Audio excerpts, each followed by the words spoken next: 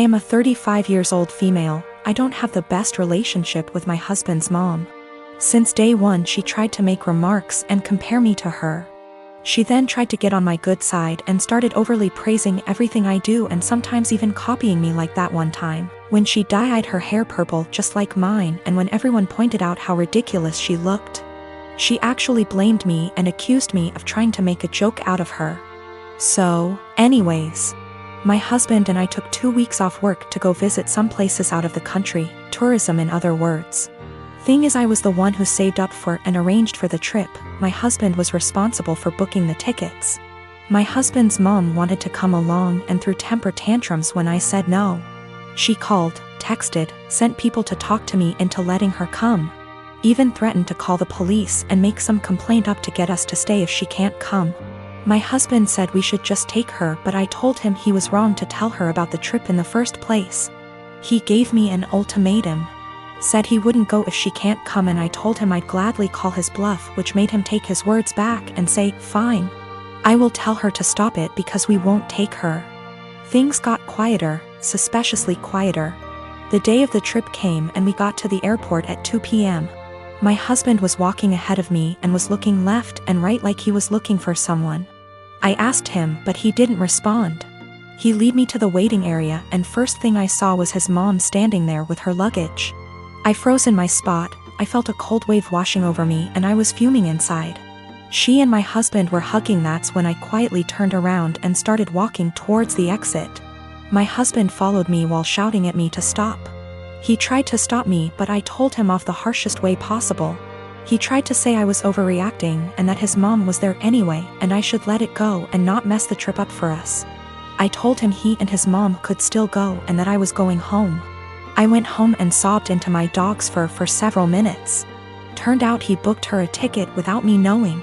An hour later he came home yelling and raging about how pathetic and spiteful I was to walk out and go home and ruin the trip last minute. I told him he caused this to happen. He said that I was being so hard on his mom, it's ridiculous. I refused to fight anymore, but he kept on berating me, then called my family to tell them that the trip was cancelled, and that it was because of me.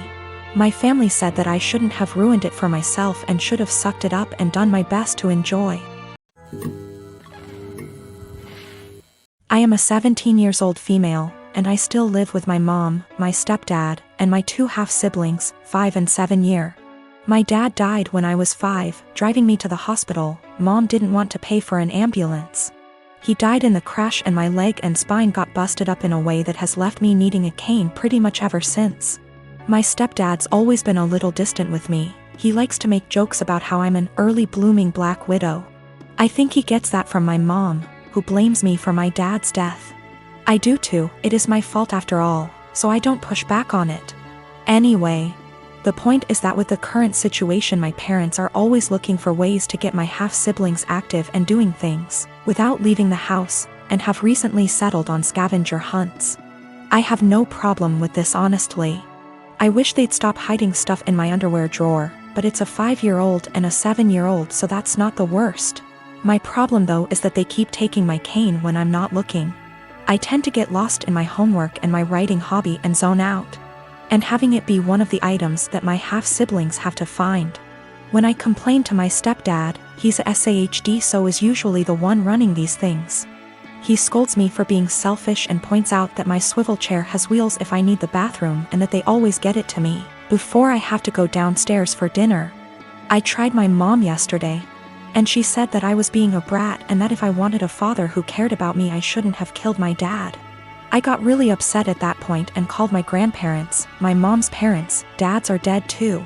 They showed up at 10 p.m. yesterday, and Grandma screamed at them while Grandpa packed my stuff up and helped me out to their car.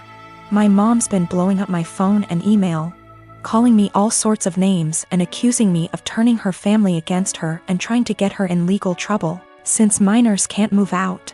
And I can't help but think that maybe she's. My newborn's pediatrician is always so crowded in terms of size of waiting room versus number of people waiting. It requires a certain amount of etiquette controlling your kid, because there are no toys, no play area, no real space for shenanigans. Enter lady with 4 kids, a newborn, 2 toddlers, and a kindergarten-aged kid, little girl in question here. She really should have brought an iPad or a second adult or something because her kids were literally running around the space, yelling and screeching. The mom was oblivious to all of her kids except the newborn, who was quietly breastfeeding while mom was glued to her phone screen. Accordingly, other people were put in the awkward position of having to discipline her kids. Several people had previously tried to put her kids back in line for whatever issue, harassing their kids, being loud, whatever. Her kindergarten-age daughter, who clearly had some kind of special needs, was absolutely enamored with my newborn and his stroller. She was asking me if she could push it around. No, she was getting super close to my newborn, stop, and was generally just being annoying. FFS at one point when I wasn't looking and was preoccupied with my own kid. She went digging in my diaper bag and throwing my stuff onto the chair and the floor. My newborn was really fussy because we were there for a sick visit and he wasn't feeling well. And I did not feel like entertaining some strange kid. I tried being polite about it. Sweetie, where's your mommy? Points to mom, ma'am. Points to kid. The lady would call her kid back, but the kid just kept coming back to me. Rinse and repeat. I told her she needed to stay with her mom. Little punk says I don't wanna and keeps trying to touch my son, my stroller, our stuff. Finally, I'm trying to fix a bottle of formula while holding a screaming baby and listening to this little girl like a broken record. Why is your baby crying? Why is your baby crying? Make him stop. I don't like that, and her annoying self knocks my bottle of formula off the table and into my stroller. So now I'm out formula, kid still screaming, and I have a huge mess that I don't have a great way to clean up. I'm at my wit's end. I raise my voice at this kid. Look what you did. I am not your babysitter. You are bothering me. Get out of my face. People looked at me like I was the biggest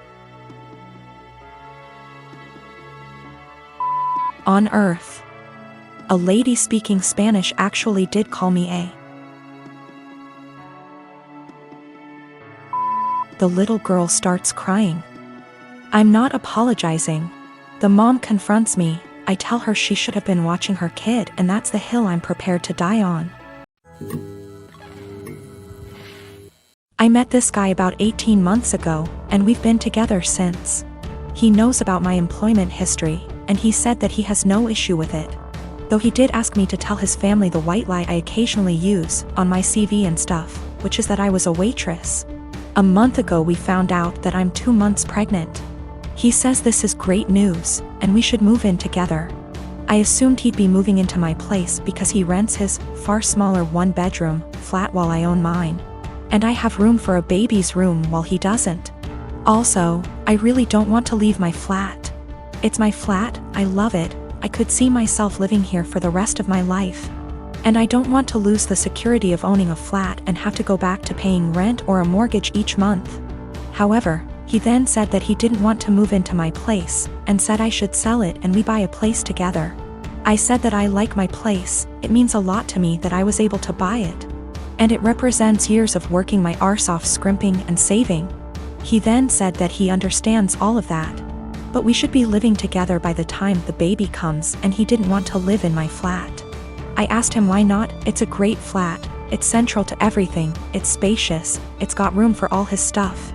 There's a daycare in the building, run / owned by another tenant, and a school 5-minute walk away, the list goes on. And he said that he didn't want to live in a flat that was bought with stripper money. That really pissed me off, and I told him no. Way am I selling my flat, and that he never had an issue with my stripper money paying for this flat before now. I said I wasn't giving up the security of owning a home for someone who tries to make me feel ashamed about something I don't feel ashamed of. He said that his point is if I sold the flat then we could get a new place with the money from the sale. I said, wouldn't that still be stripper money? And he said that's different, and I asked how.